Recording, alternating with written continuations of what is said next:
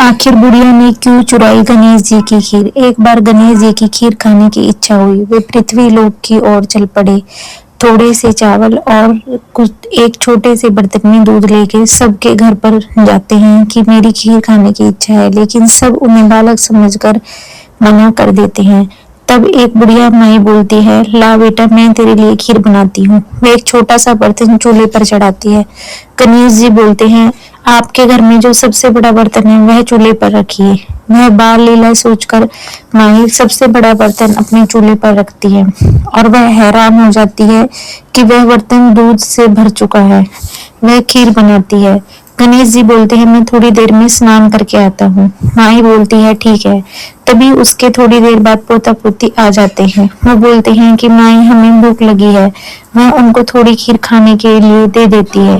खीर की सुगंध से उनकी पड़ोसन भी आ जाती है।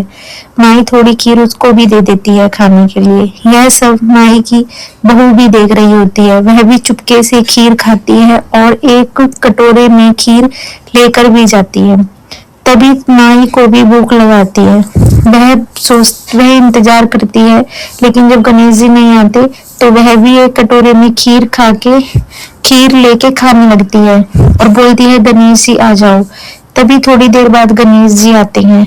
माई कहती है कि गणेश जी आओ, खीर खा लो। गणेश जी कहते हैं, मैंने तो खीर खा ली। वो बोलती है, कब? कह रही, जब तू अपने पोता पोती, पड़ोसन और तेरी बहू और तुमने खीर खाई तब मेरा पेट भर चुका था। माई शर्मिंदा हो जाती है और बोलती है, अब इस बची हुई खीर का क्या करूं मैं गणेश जी। गणेश जी कहते हैं, इस पूरी खीर को पूरे शहर में बंटवा दीजिए। तो माई उस खीर को सब जगह बंटवा देती है, लेकिन फिर भी खीर कम नहीं होती। तब नगर के राजा को पता लगता है। वह उस बर्तन को मंगाता है। जैसे ही वो बर्तन खोलता है, उसमें कंकड़ पत्थर मिलते हैं। वह बर्तन माई को वापस दे देता है। घर आते ही माई जैसे फिर उस बर्तन को लाती है, वह फिर से खीर से भर जाती है। फिर वह बोलती है, गणेश जी, अब मैं इस खीर का क्या करूं। गणेश जी बोलते हैं, आप इस बर्तन को अपने घर के आंगन में दबा दीजिए।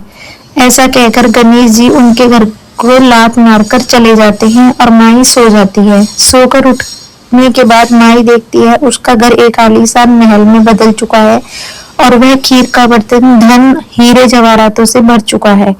जिस तरह गणेश जी आपने माई को धन धान्य से संपन्न किया, उसी तरह सबको करना। कथा सुनने वालों, कहने वालों सभी की इच्छा पूर्ण करना।